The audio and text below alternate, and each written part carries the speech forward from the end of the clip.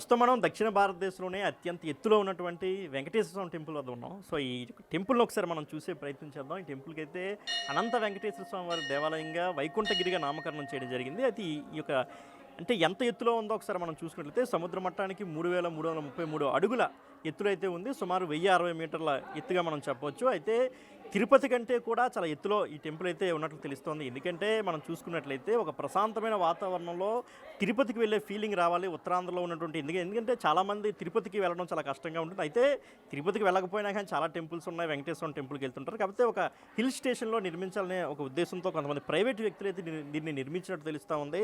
చూసుకున్నట్లయితే మనకి ఏదైతే అంటే పురాతన దేవాలయాలు ఉంటాయో వాటి ఒక ఫీలింగ్ రావాలనే ఉద్దేశంతో అంటే సిమెంట్తోని మార్బుల్స్తో నిర్మించినప్పుడు కూడా ఒక ఫీలింగ్ రావాలని చెప్పి డిజైనింగ్ అయితే ఆ విధంగా చేశారు.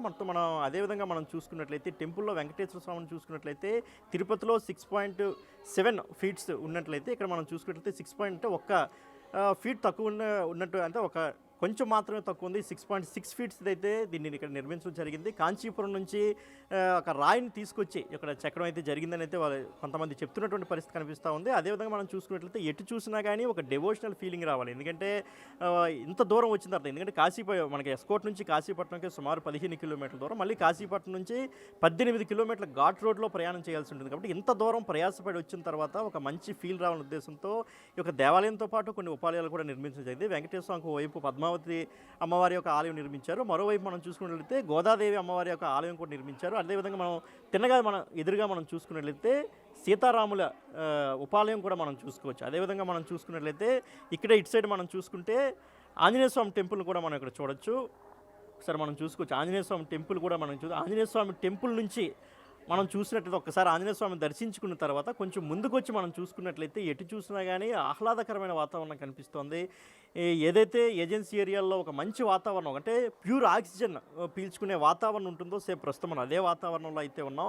ఇదంతా మనం చూసుకుంటే ఒక ఊటీ వెళ్తే ఎలా ఉంటుందో, ఒక అరకు, ఒక పాడేరు, లంబసింగి ఆయా ప్రాంతాలకు వెళ్తే ఎంత చల్లగా ఉంటుంది.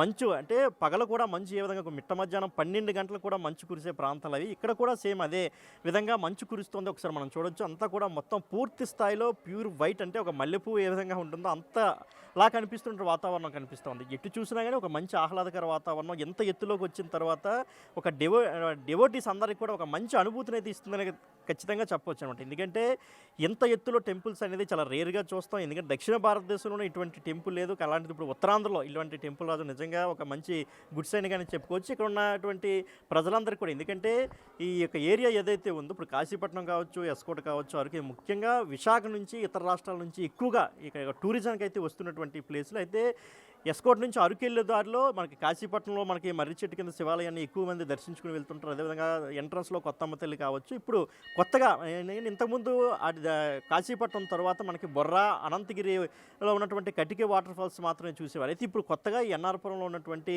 ఈ యొక్క వెంకటేశ్వర స్వామి దేవాలయం యాడైందని చెప్పుకోవచ్చు. అయితే ఇక్కడికి వచ్చేవాళ్ళు అంటే దేవుడి మీద భక్తితో, అదేవిధంగా టూరిజం మీద ఉన్నటువంటి ఒక మంచి అంటే టూరిజం మీద ఉన్న ఆసక్తితో ఎక్కువ మంది వస్తున్నటువంటి పరిస్థితి మనకు కనిపిస్తోంది. ఎందుకంటే ఈ యొక్క వింటర్ సీజన్ ఏదైతే ఉందో వింటర్ సీజన్లో ఎక్కువగా మనకి జనరల్గా చాలామంది మనమైనా కానీ ఫ్యామిలీస్తో టూర్స్ కానీ, ట్రిప్స్ కానీ, అదేవిధంగా వెకేషన్స్ కానీ ఎక్కువగా వెళ్తున్నటువంటి పరిస్థితి. సో ఎందుకంటే ఒక మంచి వాతావరణం ఉంటుంది, ఒక మంచి ఫీల్ కలుగుతుందనే ఉద్దేశంతో ఈ యొక్క వింటర్ సీజన్లో ఎక్కువగా ఈ యొక్క టూరిజానికి ప్రాధాన్యత ఇస్తుంటారు. అయితే ఈ ఎన్ఆర్పురం వచ్చే వాళ్ళు మాత్రం ఖచ్చితంగా ఒక విషయాన్ని అయితే గుర్తించుకోవాలి. ఎందుకంటే మనకి ఏదైతే అక్కడ రోడ్డు కనిపిస్తుందో, తార్ రోడ్డు కనిపిస్తుందో ఆ రహదారి గుండా రావాలి. సుమారు 18 కిలోమీటర్లు ప్యూర్ ఘాట్ మొత్తం అంతా కూడా ఘాట్ రోడ్లో రావాలి. చాలా ప్రమాదకరమైనటువంటి మలుపులు కూడా ఉన్నటువంటి పరిస్థితి. మొత్తం అంతా కూడా ఘాట్ రోడ్డే.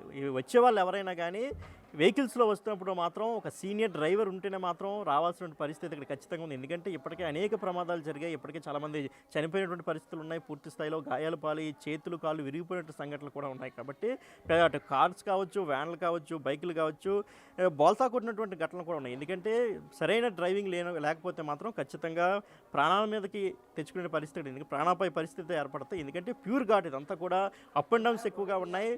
కొన్ని ప్రాంతాల్లో అయితే సరైన రోడ్లు కూడా లేనటువంటి పరిస్థితి అయితే ఉంది. అయితే ప్రమాదకరమైనటువంటి రోడ్లు ఎక్కడ ఉన్నాయో కూడా ఒకసారి చూసే ప్రయత్నం చేద్దాం అక్కడికి వెళ్ళి. అయితే ప్రస్తుతం మనం ఎన్ఆర్పురం ఏదైతే పైన అనంతగిరి వెంకటేశ్వర దేవాలయం ఉందో ఆ దేవాలయం నుంచి కిందకు వచ్చే మార్గ మధ్యలో మనం ఉన్నాం చూసుకోవచ్చు.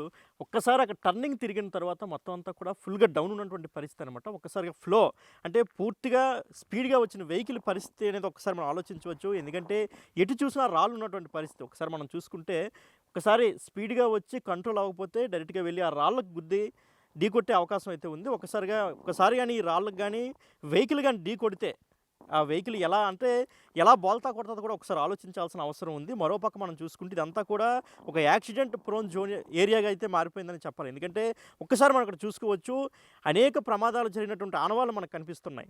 ఎవరైతే ప్రమాదానికి గురయ్యారో వాళ్ళ యొక్క వస్తువులు మనకు కనిపిస్తున్నాయి. చెప్పులు కావచ్చు, వాటర్ బాటిల్స్ కావచ్చు, ఇవన్నీ కూడా అంటే ఎలాంటి ప్రమాదాలు జరిగాయో ఒక్కసారి మనం ఏరియాను పరిశీలిస్తే తెలుస్తోంది. ఏరియా పూర్తిగా ఎంత ప్రమాదకరమైన పరిస్థితి ఉందో ఏరియాలో మనం చూసుకోవచ్చు. ఎందుకంటే పూర్తిగా కర్వ్ ఉండడం, ఒక జీరో ఎలా అయితే ఉంటుందో ఒక జీరో షేప్లో ఈ కర్వ్ అయితే మనకు కనిపిస్తూ ఉంది. ఎందుకంటే ఒక పక్క మనం చూసుకోవచ్చు, అక్కడ మన సర్వేరాని కూడా మనం చూసుకోవచ్చు. ఏదైతే రోడ్డుకి సంబంధించిన రాయి మనం చూసుకోవచ్చు. మరోపక్క ఎటు చూసినా, ఎందుకంటే ఇదంతా కూడా ట్రైబల్ కొండ ప్రాంతం కావడం వల్ల ఎటు చూసినా రాళ్ళే ఉన్నాయి. ఒక్కసారి వెహికల్ వచ్చి రాళ్ళు గుద్దుకున్నట్లయితే అందులో ఉన్నటువంటి ప్రయాణికుల పరిస్థితి ఏంటో ఒకసారి ఆలోచించాలి. మనం చూసుకోవచ్చు వెహికల్స్ యాక్సిడెంట్ అయినటువంటి ఆనవాల్స్, వెహికల్స్ యొక్క మిర్రర్స్ కావచ్చు, వాటి యొక్క ఆనవాల్స్ మనం చూసుకోవచ్చు.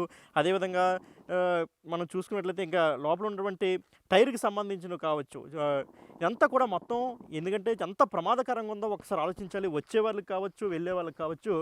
అంటే ఈ ఏరియాలో అటు ఎస్కోట కావచ్చు, అరకు, అనంతగిరి, అదేవిధంగా బొర్రా ఈ ప్రాంతంలో ఉన్నటువంటి డ్రైవర్స్ అయితే కొంతవరకు పర్వాలేదు. ఎందుకంటే వాళ్ళకి ఏజెన్సీ మీద కొంత అవగాహన ఉంటుంది కాబట్టి, వాళ్ళ డ్రైవింగ్లో కొంత ఎక్స్పీరియన్స్ ఉంటుంది కాబట్టి కాస్త అడ్జస్ట్ చేసుకుని వెళ్ళే అవకాశం ఉంటుంది. కానీ కొత్త వాళ్ళు కానీ ఎవరైనా వచ్చినట్లయితే, ఇప్పుడు ఇతర జిల్లాల నుంచి కానీ ఇతర రాష్ట్రాల నుంచి కానీ ఎవరైనా వస్తే వాళ్ళ పరిస్థితి ఏంటనేది ఒకసారి ఆలోచించాలి. ఎందుకంటే ఈ టెంపుల్ కొంతమంది ప్రైవేట్ వ్యక్తులు నిర్మించారు. కోర్స్ అంటే కొంత ఇటువంటి నిర్మించడంలో కొంత డెవలప్ అయ్యే అవకాశం అయితే ఉందనే ఖచ్చితంగా చెప్పాలి. కానీ ఇటువంటివి కూడా నివారించాలి. ఎందుకంటే ఎక్కడా కూడా మనం చూసుకున్నట్లయితే ఈ రోడ్డుకి ఒకసారి మనం చూసుకుందాం. ఒకసారి ముందుకు వెళ్ళి వద్దాం. ఒకసారి ముందుకు మనం చూసుకున్నట్లయితే ముందు నుంచి ఈ కర్వ్ దాటి ఆ చివరికి వెళ్ళినంత వరకు ఎక్కడా కూడా కొంత ఇది యాక్సిడెంట్ జోన్ ఏరియాగా ఉందనో, లేదంటే నెమ్మదిగా రండనో, లేదంటే ఎక్కడెక్కడో కొంత స్పీడ్ బ్రేకర్లు కానీ పెట్టే అవకాశం కూడా ఎక్కడా కూడా పెట్టారంటే అది కూడా కనిపించలేదు. ఎందుకంటే వాళ్ళందరూ కూడా ఓన్లీ ఏదో పైన టెంపుల్ నిర్మించాం, రోడ్డు వేసాం, అందరూ వస్తున్నారు చూస్తున్నారనే ఆలోచనతో ఉన్నారు తప్ప ఎక్కడా కూడా కనీసం మనం చూసుకుంటే ఎక్కడ కూడా హెచ్చరిక బోర్డులు కూడా లేనటువంటి పరిస్థితి అయితే కనిపిస్తూ ఉంది.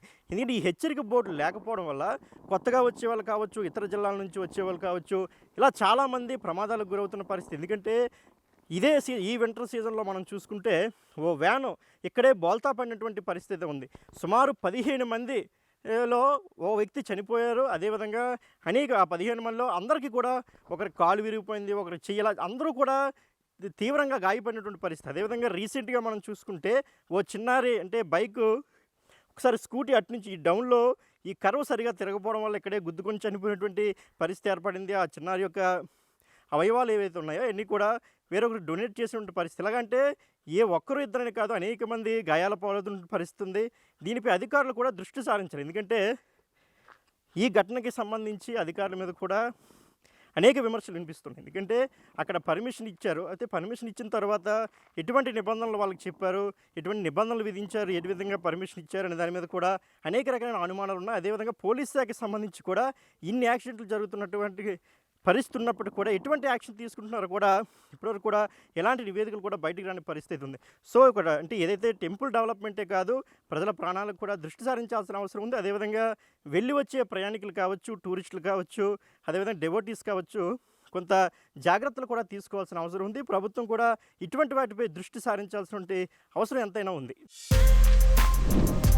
For more videos like this, subscribe Big TV channel.